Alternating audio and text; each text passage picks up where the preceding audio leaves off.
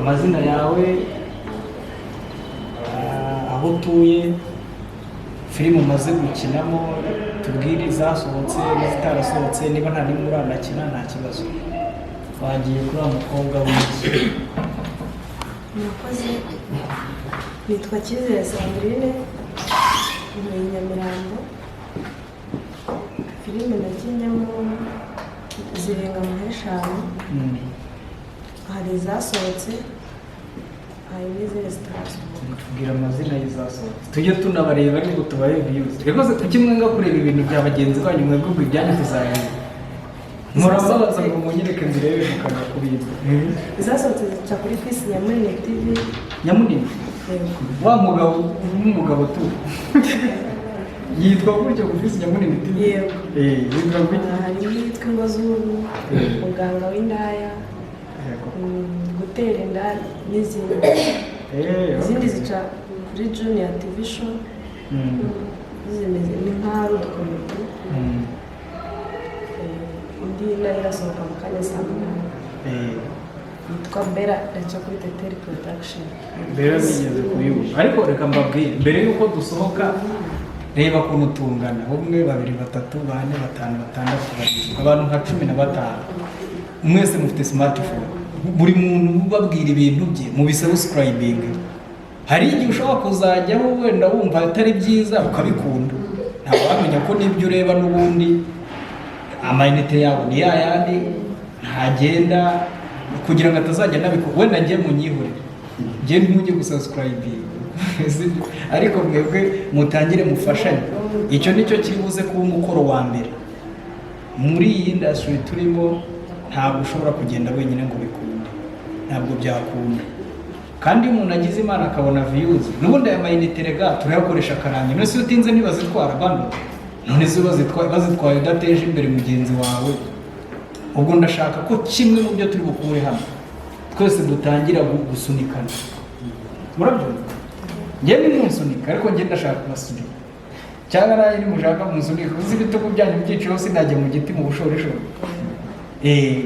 Mujye muterana inkunga gutyo ko iyo urebye ikintu cy'umuntu yinjiza amafaranga n'utarayinjiza arishima akavuga ati narebaga n'abandi 10 none babaye 100. Ese ari ugutera imbere kurenza iyo uvuye ku 100 ukajya ku 1000 ejo ujya kuri 2 3 4 5 byageraho wamaze kugira views nyinshi ugahita uvuga uti okay ubu none ntabwo nafite amafaranga ibi bintu reka ndebe uko bisa n'amafaranga. Ubwo twabyumva nk'ibyo kwa Teteri ibyo nabireba wowe wa Teteri isihanyuraga ya filime yitwa Gahinda kandi umva ntazi se Fisi Nyamunini ntabwo iyo channel ngizi ni cyashye sibyo muza kinira ku zindi channel z'abandi niyo kwa Skitu urumva nawe yarayishinze ariko ubwo najye hari wowe njyanye twagiye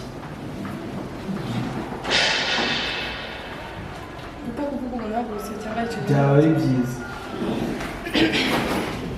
Murakoze, amazina yanjye ni Brigitte, mu karere ka Gasabo mu Rwanda.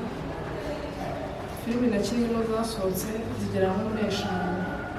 Mbere izo nakinyemo bakorera i Rwamagana yitwaga Tayodi TV, ariko ubu barahinduye sinzi ikintu bashyizemo nyine bituma channel bibasaba ko bayihindura.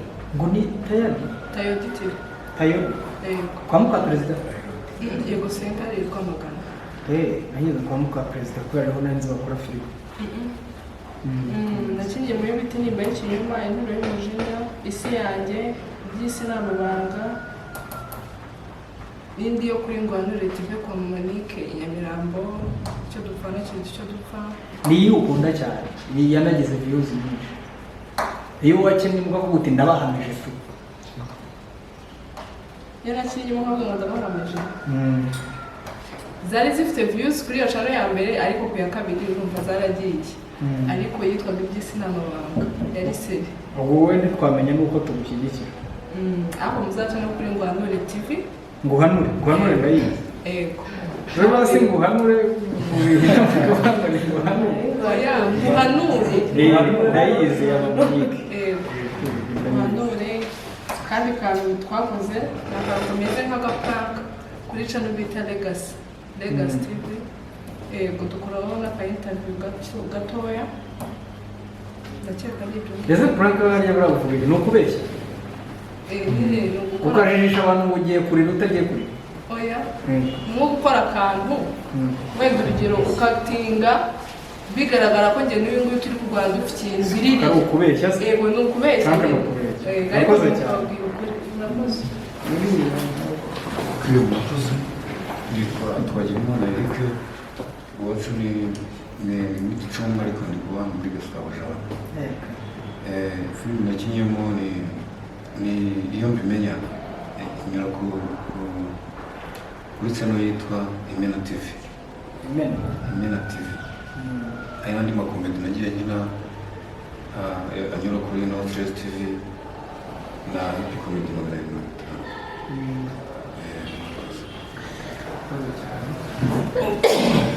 murakoze nitwa Niyonsenga Eric ntuye ku Gisozi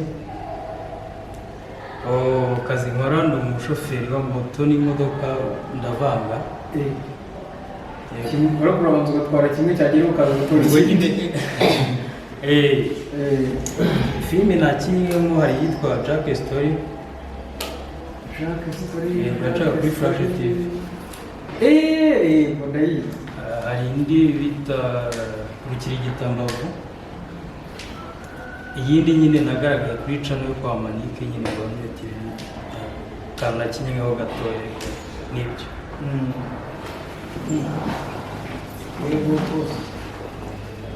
yitwa Umaze Sandrine mu rugo n'Ikimiburura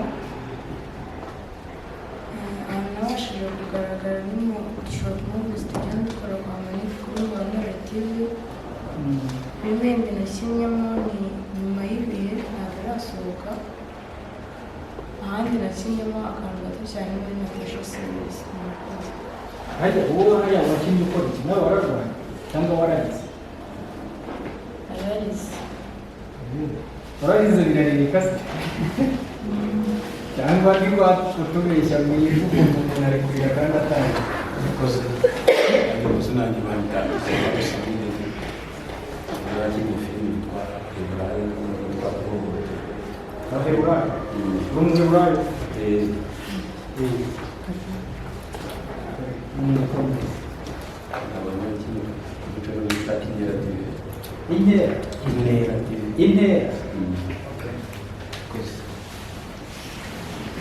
murakoze muri Kicukiro ari i Nyanza nakinnye muri filime yitwa Abakinnyi icamo yitwa Ineza TV na nini yitwa Ubuzima ikaze turi 250 n'izindi zitarasohoka murakoze hano si kuzakina turi dusoma azasomana mu izina rya Yesu Minisitiri ariko badusaze icyo kibazo n'ubwiza bwakomeze uzakina usomana gute kandi uri akazi ni akazi uzaseka yego rwose uzajya wagakomaza akarere nanjye nitwa Byagatonda Emmanuel byagatonda yes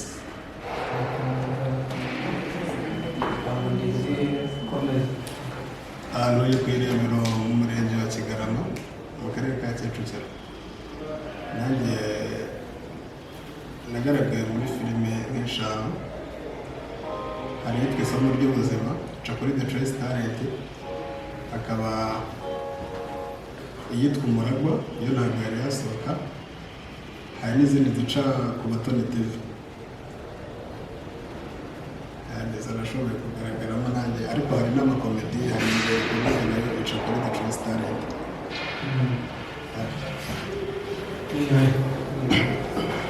nitwa Karama Frank Florier nta filime zimwe ntakinamo gusa kugira komedi mfite channel yitwa Kamamata Nation Kamamata Nation kama amata birafatanye cyangwa bikana kwayo n'amata kwayo bihita bifatanya almost 2 years maze imyaka 2 nkora nta filime ntakinamo ndikorera ku giti cyanjye kuko ndanasedutinga zishyira kuri channel ariko nta filime ntakinamo ariko zo ziriho ndetse n'amahirwe wa monetiza ahubwo nabasabaga namwe kunshyigikira ngewe nageze hano harimo umuntu ari gukora ibintu nk'ubu imyenda wambaye igisarubeti cy'ubururu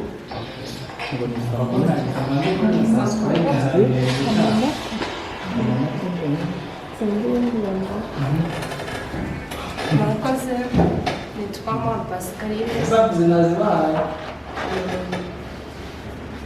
amazina ni Mama Pascaline nuka mu karere ka Gasabo umurenge n'uwo bita Gikomero ngira ngo wenda benshi ntimuzi Gikomero Yes. ahantu habaye jenoside Yeah. hari urwibutso urwibutso rwabo rwa hano Rusororo Gikomero umuntu ntara karibu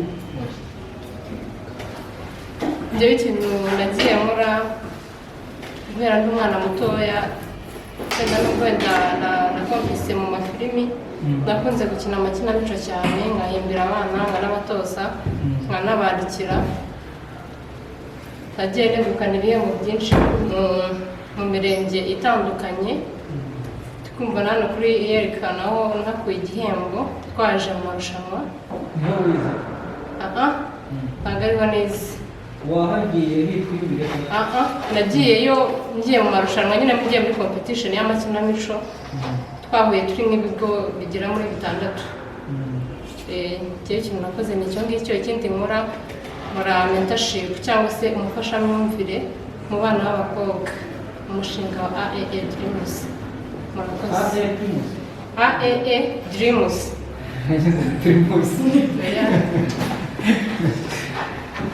hari amakinamico ari nagiye nyinjira mu ruhame bisanzwe ikindi nakoze nabwo wenda ni amahugurwa y'abantu bakora mu runana no mu runana naho nagiye nyinamo ariko mu ruhame atari kuri radiyo ni wowe bakubise si wowe bakuze ukareka urabo yego murakoze njyewe amazina yanjye nitwa Umutoni wa Sefidia muri Nyamirambo nyina muri komedi yitwa Mugisha na Rusine muri filime naho narakinyemo niyo muri budget yitwa 2 weeks nkaba nkora no kuri radiyo nyine nko mu kinamico kuri Power FM ni akantu kanyuraho nyine buri gitondo ni iyo Faustin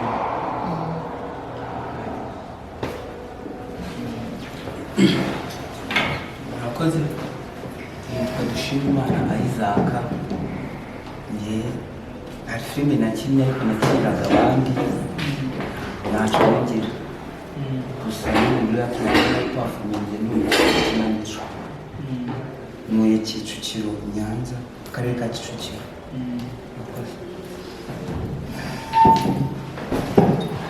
murakoze nitwa Valence Iradukunda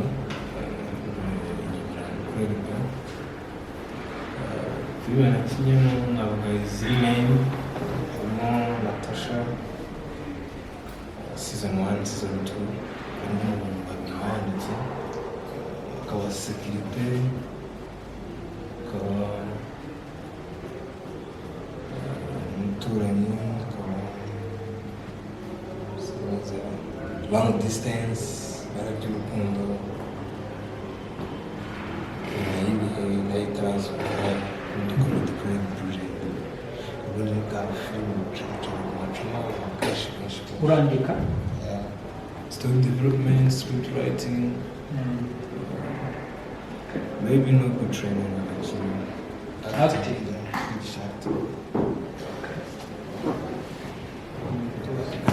nakuze uzashushanya ryari ejo nguhe igipapuro utangire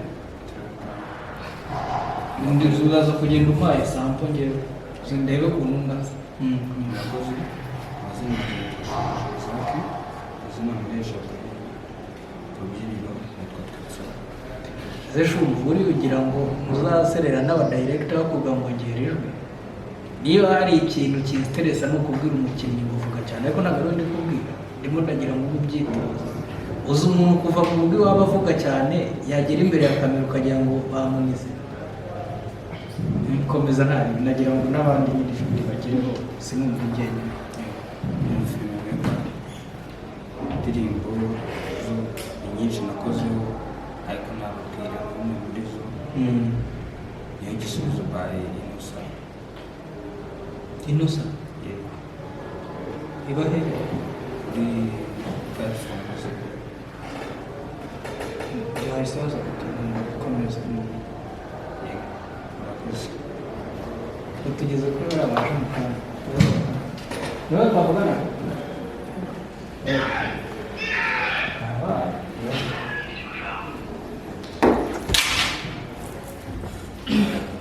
Murakoze. Amazina yanjye ni Tuyishime Esperance. Ntuye Kimisagara. Amafilime nakinnyemo harimo nk'ibara ry'urukundo. Nyuma y'ibihe iri gusohoka n'utundi dushobora. Wa muntu wakinanye rero.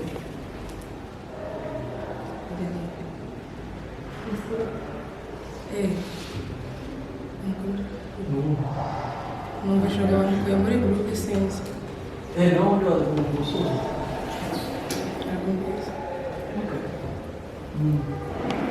Murakoze. Nitwa Gratien ndi kuri Nyamirambo. Ndi kuri yo Gratien. Nyamirambo. Karagita yanjye muri filime nkaba ndi umwateri. Filime nakinnye ni Natasha n'izindi short movie ariko zitaramenyekana. Murakoze. Okay. Umuntu ufite channel hano n'umwe. Rero na subscribe. Bani mukakuza abantu. Yitwa nde? Yitwa Filiza ko ariko nashyizeho utuntu dukeya. Ntabwo natangira gushyira ibintu Fili? Filiza kwini. Fidi? Fidi yo kuha. Fa uya. Fi I D ebyiri na Y. Na za hagati. I ya I. F I. Double D. Reka tuvuge mu Kinyarwanda. Ntabwo Kinyarwanda sinzi ndabishobora. Fa I. I ya I. I. Da ebyiri. Na ya. Noneho tusiga akanya wandikemo za. Za isanzwe mu Kinyarwanda ni za na a. Usiga akanya nanone wandike ka. Wandike wa. Wandike e. Wandike e nanone. Tushyiraho na.